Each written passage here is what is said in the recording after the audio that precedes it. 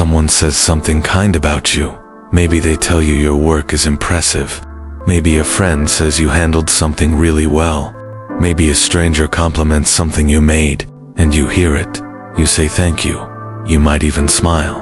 And then it's gone. Not immediately, but within hours, maybe a day. It fades into the background like a song you've already heard too many times. Now imagine someone says something critical, not cruel, not even that harsh, just one comment that lands slightly wrong. Maybe a coworker says your presentation needed more preparation. Maybe someone online leaves a 2-sentence critique. Maybe a family member says something offhand at dinner that they've already forgotten by dessert. And you carry it for days. You replay it in the shower. You hear it again while you're trying to fall asleep. You build entire arguments in your head, responding to a person who has completely moved on. Here's what almost nobody tells you about that experience. It's not a flaw in your character. It's not insecurity. It's not weakness. It is your brain doing exactly what it was built to do. And once you understand the mechanism behind it, really understand it, the way you talk to yourself after criticism will never be quite the same. There's a woman named Sarah, 36 years old, graphic designer, genuinely good at what she does. She's been building her freelance business for 3 years. Late nights, early mornings. The kind of slow grind that doesn't get celebrated until suddenly it does. Last month she finished a project she was proud of. The client sent back a response with 7 specific pieces of feedback. 6 of them were glowing. Love the color choices. The layout feels exactly right. This is better than what I imagined. The typography is perfect. You clearly understood the brief. I'll be recommending you to everyone, one of them said. The logo placement feels a little off to me. Sarah read all 7. She replied professionally. She made the adjustment, and then for the next 4 days, the only sentence that lived in her head was the one about the logo. Not the part about recommending her to everyone. Not better than what I imagined. Just the logo. She found herself looking at old projects, wondering if her logo placements were always slightly off. She started second-guessing decisions she'd made confidently for years. She mentioned it to her husband, and he said, but they loved everything else. And she nodded and said, I know, and meant it intellectually, and felt nothing from it emotionally, because knowing something and feeling something are 2 completely different systems in the brain. And for people like Sarah, for most people, the negative comment doesn't just get filed alongside the positive ones. It gets filed somewhere else entirely, somewhere that feels permanent. Here's what's actually happening inside Sarah's brain, and inside yours. Your brain is not designed to make you feel good. It is designed to keep you alive, and for most of human history, keeping you alive meant paying obsessive attention to threats. A rustle in the grass, that might be a predator. A shift in someone's expression that might signal danger. A change in the group's energy that might mean you were about to be excluded. The people who noticed those signals, who took them seriously, who couldn't let them go, survived. The ones who shrugged and moved on sometimes didn't. Psychologists call this negativity bias.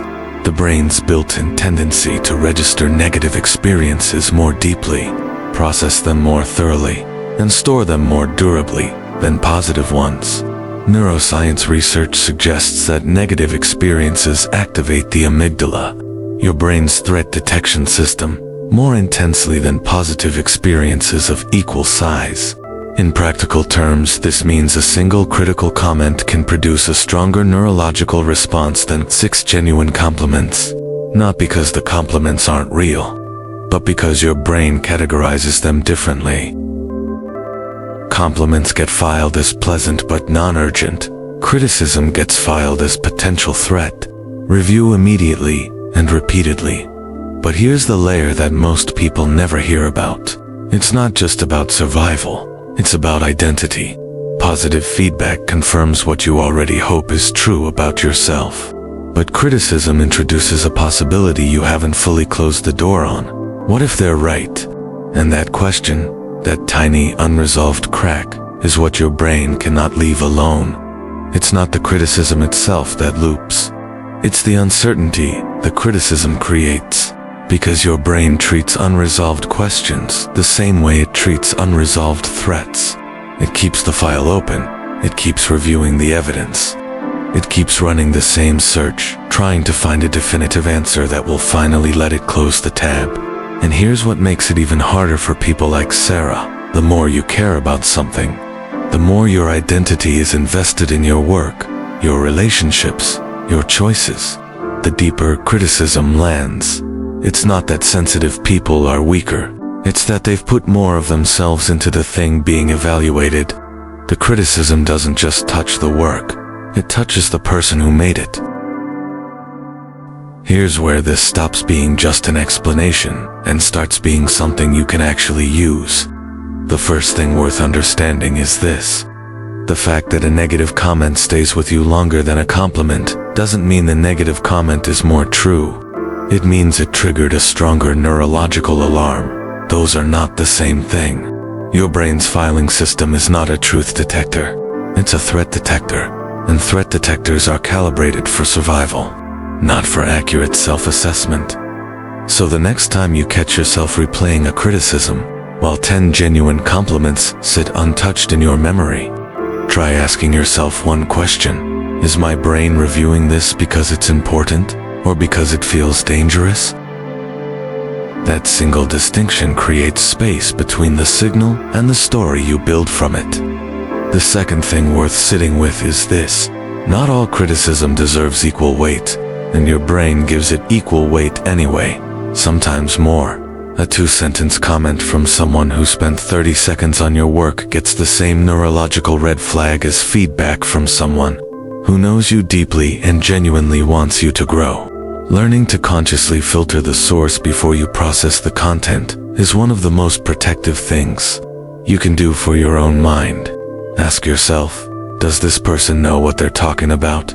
Do they have context? Do they have any investment in my actual growth? If the answer is no, the comment still gets to exist. You don't have to pretend it didn't happen, but it doesn't get to live in the same room as the feedback from people who actually know your work. The third shift, and this one is the hardest, is learning to let positive feedback actually land.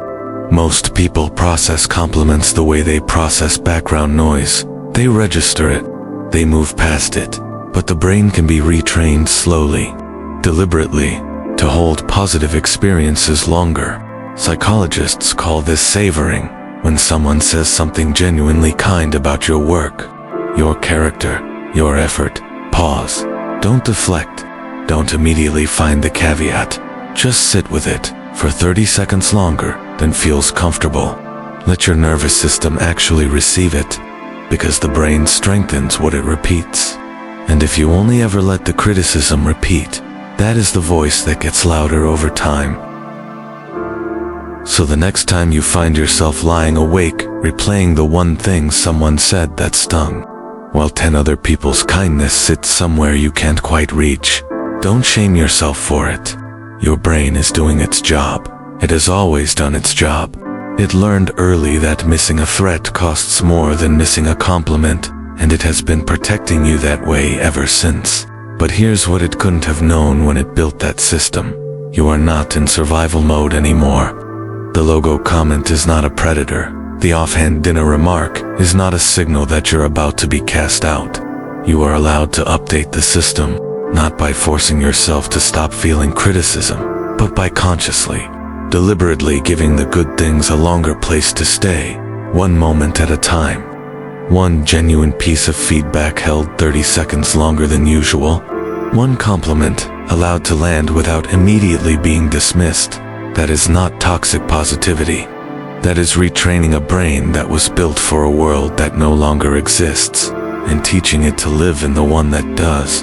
Because the people who told you that your work mattered, that you handled it well, that they'd recommend you to everyone, they meant it just as much as the person who mentioned the logo. Your brain just didn't give them the same room, and you can start to change that today. If this video helped you see your own mind a little more clearly, Share it with someone who needs to hear it. Drop a comment below. What's one compliment you've received that you wish you'd let yourself actually believe?